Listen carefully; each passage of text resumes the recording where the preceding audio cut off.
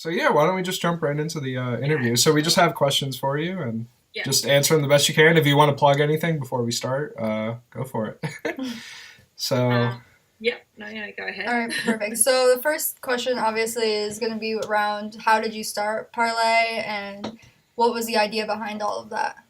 Sure, absolutely. So Parlay, I started with my co-founder, Renata Cooper, who's one of the biggest angel investors out of Australia. So she has underneath her about 14 startups, which she heavily invests in. She's one of the biggest angel investors and female angel investors out of Australia. So I've known Renata since I was like 17. So she's kind of watched me grow up, per se. She's a family friend. And we kind of reconnected, I guess, about 6 months ago at Soho Grand here in New York. And I'm a active blogger, lifestyle, fashion, music, travel, you name it, wherever I go kind of thing, creating content. And then I also do tech. So I was doing a lot of tech stuff. And Renata was like, hang on, you're so quirky. You're like, yes, and then you're doing tech. Yeah. Like, what? And I'm like, yeah, I'm really into tech and like startups. She's like, well, I invest in startups. So we saw a need for basically, because she oversees the Sydney office and I oversee the New York office, for a bridge between startups, wanting to move to the US, New York specifically, and start up. And a real gap for how they navigate that ecosystem, how they raise, how they do their marketing, launch party, like, the whole thing. So we saw a need, like a concierge service, if you will, but very vetted and very customized. We don't take on anyone. So the premise of ParlayMe is basically we're a PR platform with a membership service, which we have 3 different tiers, depending on who you are. And it's just a flat annual fee. And with that, you get vetted connections to certain investors and vice versa, investors to certain startups that we see are a great match based on our research. So we go to a ton of festivals, tech conferences. If you're following us, we're like at so many events, specifically in the New York, North American region, and really trying to identify those unicorns before they get acquired and guzzled up and you don't hear about them. So that's kind of what we do. And we're a video first platform, PR platform. Right. So everything we do is video first. So we're about really tracking the journey of the founder. We believe that 70% of what you invest in is the person and 30% is the business model. And we believe that obviously your first startup you may not be building a legacy as such. It may be your one of many startups. So it's very important you create your profile, create PR and content around who you are. And then, we have a vetted network. So then we do ParlayMe dinners. We, bring everyone together. We have a great time. We're a bit different to other kind of private angel networks that are out there. That are a bit more kind of behind closed doors. We kind of flip the model a bit. If you think Refinery 29 for like startup community, that's where we want to be. That's our big picture. So we have PR platform. We have membership platform. We are also building out a marketplace, which is in development, which is a matchmaking kind of think angels list, highly curated. Yeah. It's LinkedIn, video first, and that'll be a real live bidding equity kind of platform. And then we're also building a fund. So Oh, we wow. want to identify these startups and invest heavily in them. Renata invests where she sees a good fit for herself, but we want to build a fund as well. So, yeah. Wow. A lot, guys. Yeah. Well, you seem very passionate about it, and I like that metaphor. The Refinery 29 for startups. I think that's that describes you very well. Yeah, because, I mean, coming from me, like, say I knew nothing about tech or startups, if you said Refinery 29, I'd be like, okay, I know exactly what you're talking about. So that's a bigger picture of what we want to build out, like PR platforms. So we're very different to other networks that you pay a membership and you don't hear from them and you might get an introduction, something might happen. We actually offer video content. We parlay people through our social networks, whether it's Instagram, YouTube, Facebook. So we're building all that. Still understand we're only 3 months old ourselves. Yeah. So we've done about 50 videos in 3 months. You guys know what it's like. Yeah. So Yeah, absolutely. we're building pretty fast, which is great, obviously being in New York. But we're also in Sydney, LA, and we do have a presence in Europe as well. That's amazing. Wow. What platforms have you been seeing the most traction on so far? I mean, Instagram, obviously, that's kind of my world, and I get it. Yeah.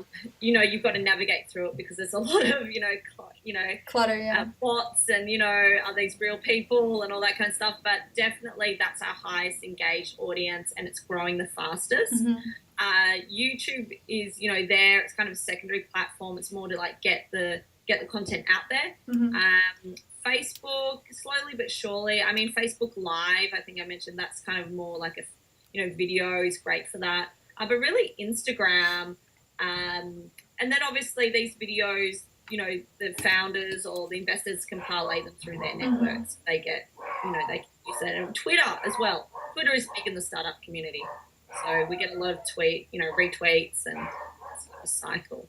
That's awesome. Yeah. What are some of the startups you've met this year that like people need to know about? Oh, people need to know about. Well, a few have already been acquired. I would say Workbench, which was fabulous, has already been acquired. That's the thing; they go fast. That was a great kind of, I guess, Salesforce meets PowerPoint kind of presentation tool. So you project and really create infographics in real time when you're presenting. Much more real for the real live experience, more interactive rather than this PowerPoint slide, death by PowerPoint. Very interactive. So that's called Workbench, but it's already been acquired. And Jet obviously got acquired. That was a big one. One that hasn't been acquired is one called Join Forge. It's like an Uber for workplace. So essentially what it is think Uber on demand, Uber for the workforce. So say you're 20, you go to college and you have a set itinerary each week. You have to work at Macy's these hours, and they dictate, or wherever it's Macy's, Starbucks, whatever. Instead, the on-demand culture, they've built a platform where you choose your hours that you can work that week, and they'll place you at, Just Jeans, Macy's, Starbucks. You'll be all over. So it's utilizing the same workforce but across multiple locations. So it's that on-demand kind of culture, if you will, where it's like I want to choose when I want to work. How? Because everyone's becoming an entrepreneur and doing side projects. Exactly. So yeah, really fantastic. So that's Stacey Ferreira.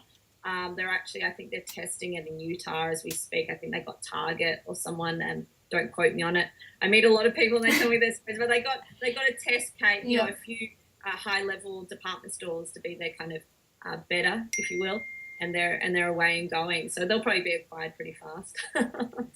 Awesome. Yeah, that would be really that'd be a good replacement for job placement like services, because when you go to like a temporary agency, you're not always guaranteed like the hours that work for you. You're told like 8 to 4 and Monday through Friday.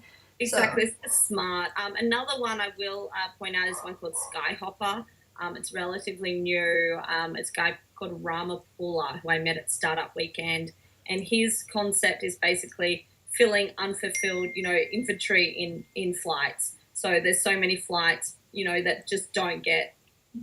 Airlines lose millions of dollars in like flight seats that just aren't taken. So it's like a last minute deal for that like nomad traveler that's ready to do standby but get the cheap ticket. So it's called Skyhopper.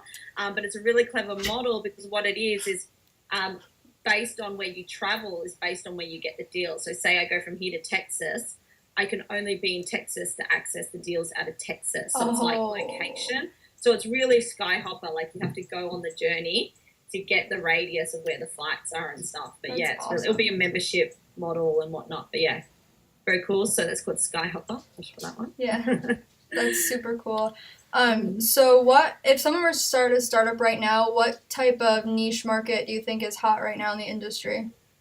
I mean, AI clearly, like bots, everything about bots, automated bots, VR, AR. We actually, my co-founder heavily invests in VR and AR. We have one of our babies, we call them, called Humans, which is a wearable VR technology, which Alibaba, we just raised some money through Alibaba, which is great. It's getting a lot of press. Obviously they're no-brainers. I mean, it's the old thing, the chicken before the egg. As soon as everyone adapts and has the technology, and Oculus goes everywhere, and Snapchat obviously is going to be a game changer, I think, with their new glasses that are coming out. I definitely want a pair. Me too. Yeah.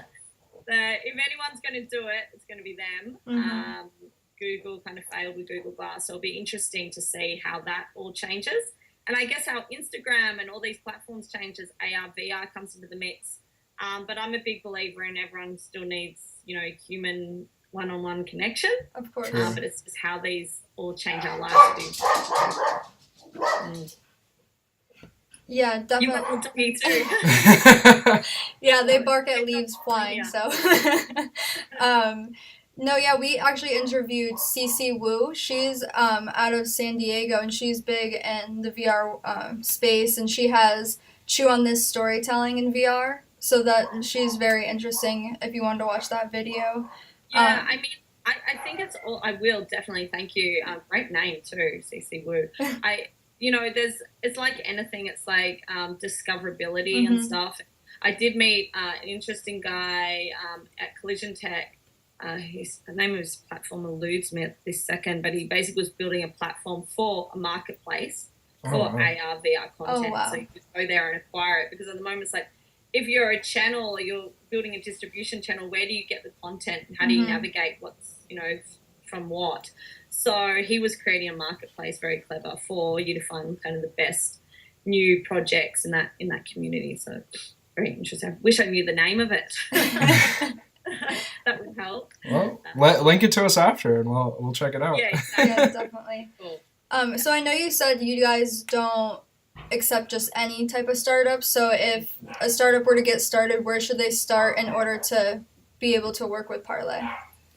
Yeah, so, I mean, you can go on our site at the moment and you can apply for membership. And what that means, it's like an hour consultation. So one of our reps or, our membership directors will call you. The first process is a phone call, just to establish where you are in your round, if it's just a concept, if you have proof of concept, where you are at raising, just kind of initiate. If you're in the New York area, obviously we like to meet in person. But if you're elsewhere, we can do Skype, call, whatever not. Submit your deck. We have a board of advisors which, will look over it. And then if we see it's a good fit for us, and we have the right investors that would be interested, it's no use us taking on a member that we don't feel we can connect with the right investor. So we really kind of, analyze that. And then if we feel it's a good fit, then, you come on board and you're part of our ecosystem. You can get PR. You come to our dinners, you get vetted introductions, and if you want to do a launch party, there's all different verticals. It's very customized. There's not like one, because every startup, as you know, is at a different phase and need different resources. We have a lot of partners we work with. So we work with a lot of, vendors that set up bookkeeping, set up, development services, whatever it is for startups. But we also have a lot of, media partners, so festivals, we get discounted tickets, we get into the right networks. When they're here on the ground, they're just like, okay, how do I navigate this landscape? Because there's so many co-working places. There's so many, and when you get married to one, you're kind of married to one. We're that great kind of like, we're married to many. Yeah. How to navigate who's the right partner for you, rather than you just coming here and be like, oh, okay, I won't name a one at this certain co-working space and I'm just going to do that, because you're kind of limiting your options and you need someone to know what's the right fit for you. That's kind of where we come in. No, that definitely makes sense. What are your keys to success? How have you grown yourself and in general? Keys to success. Well, I always say that when you're building a startup, think of where you envision your startup to be at its optimal peak. So I don't wake up in the morning, I'm not one of those people like, how much money am I going to earn today? But it's always good to remember that, right? Because we're doing things with a bigger vision and hopefully to generate profit, right? A lucrative profit, or to get that exit. So it's very important for you to think in the mentality that even if you're in startup mode, you're like, oh, but I've got to do this, got to do that, oh, it can wait till tomorrow. No, you've got to think with the urgency. Like every week you could be losing $100,000. Think of it like that way, $100,000, whatever that arbitrary figure of revenue is. If you think like that, then you move a lot faster. Definitely. Oh, yeah. That makes when sense. money's involved, you're... It's a good way to think of it. I don't say rush things, but I think it's important to have a sense of urgency, because you look at, the Ubers of today, if they knew what they were, Oh yeah. It wouldn't be what they were today. But you know what I mean. You've got to think of that mentality. Because if you think, oh, well, I've just got to make my overhead, I've just got to pay my developer and my marketing assistant, as long as they meet all those objectives, I'm good. No. Yeah. You got to profit. Yeah. You got to think big picture. Right. So Definitely. that's my key to success, is thinking like that. And it keeps the fire in your belly. That is very Good true. answer. Yeah, that is Thank very you. true. Do you want to ask the next one? So we were talking with our team, and we've been reading a book called Finding Your True North by Bill George, and it kind of just talks about like leadership and really just like thinking about intrinsic and extrinsic values you want in your life. And you kind of answered that, with profit you want to make, and you don't want to just meet your overhead. What do you think your true north is? What do you think your true calling is with ParlayMe? And like, what kind of stories do you want to tell, and where do you really, see yourself with ParlayMe? Yeah, I want to create I hate the word network, but I hate the word community too. But I want to create a group of like-minded individuals that are there to succeed, are highly driven, exceptional people, but also are there to support each other. Where everyone's become an entrepreneur, a leader, a thought leader. It's really hard to navigate. It's becoming a highly competitive marketplace. Right. But we've got to remember, we've all got to cross-pollinate, support each other. So I want to create a healthy, competitive community, but also one that helps each other out and finds synergies. Because doing everything in isolation by yourself is not ideal. But what I really want to create is success. So, exits. I don't want to see startups getting rolled by VCs. We really concentrate on angels and early VCs. We have an enterprise growth as well model, but, working with companies like GE and whatnot. But certainly we want to see the best for everyone. So whether that's the investor and the startup, at the moment, you can raise money from a lot of places and they're not necessarily the right places. And we speak Absolutely. to VCs on a daily basis, and they see you've got your money from some arbitrary source that's not even your vertical. That can be a red flag straight away. So knowing those things, because it's very hard to just, when you're starting up, just take money from anywhere, because you're like, okay, I just need to get going. Mm-hmm. But really having people that understand, is this right for your business model? And is there someone that's better for it in the long run? So create a success story. So exits, bringing deals to the table. We do that with a lot of our startups in Australia, where we help them get competitive deals to raise their valuation. So really just being on the side of the startups, but also matchmaking them to the right investor that will parlay them. Yeah. That's awesome. That's parlay. Yeah. It's like good word. Parlay. So some people get confused what parlay kind of means. In America, obviously, you guys are more attuned to it, to parlay a bet, to do something for a great outcome, put all your bets in for a great outcome. There's another analogy where some people get confused with like parlay, to speak, to talk. Yep. Yes, I like to talk. I'm Australian, but it is to parlay. It's to parlay your efforts for a greater outcome. Mm-hmm. So that's the meaning of it. So to parlay me, parlay the founder, the investor. So that's the meaning behind it. Very thoughtful. So what would be our last question we ask everyone we talk to, and it's really mainly about growth hacks. So what are some of your growth hacks? I know you said you know Instagram pretty well, and that's something I've been focusing on working with Shareflo. So if you have any growth hacks or tips. I mean, there are people that specialize in growth hacks, and they're out there and they do a really good job. We work with a guy, Luke, G-Hack Studios G-Hack Labs, out of Australia. He does a bit of Twitter stuff for us now and then. Growth hacking, right? You're talking about like actual growth hacking. We don't do a lot of it. I really concentrate. I mean, it's a real hot topic at the moment because you can get heaps of leads, you can get heaps of followers, you can get heaps of likes. Yeah, but people aren't really concentrating on those metrics as much anymore. Like, yes, have a great community of followers, but it's really coming down to quality, and that's what I believe. I agree. I see it in the end. It's like, yeah, you can have thousands of followers, but who are these followers? And if they're all just, bots, right. And so, yeah, definitely quality. So I really concentrate on creating great content. So whatever your product is, concentrate on your product, concentrate on marketing the best it can be, and all that will come. You know, you can always do a paid model. You can get growth hacks. You can do all these shortcuts, but I call them shortcuts. And I think a lot of people can see through them a little bit. So just be wary of how you go about it. Yeah, No, and look at the agree. quality of what people are doing, because that's what essentially is the most important thing.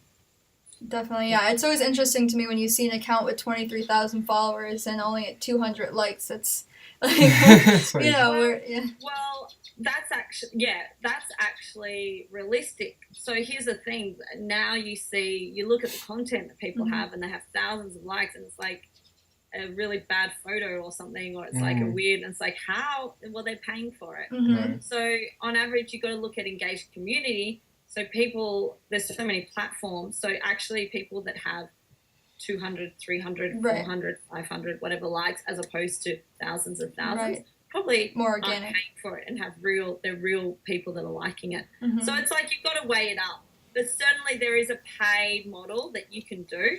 YouTube, you know, especially obviously, you know, you can spend your whole day doing paid models. But at the end of the day, I think if you create a great product and experience, then you will succeed. And that's what I do myself. Definitely. I get invited to all sorts, and people are like, how do you? It's like, well, I'm actually creating content. I'm not just Right. taking a photo of something and standing back and hoping for the best and paying for a bunch of likes. Like, you know, anyone can do that out of their garage.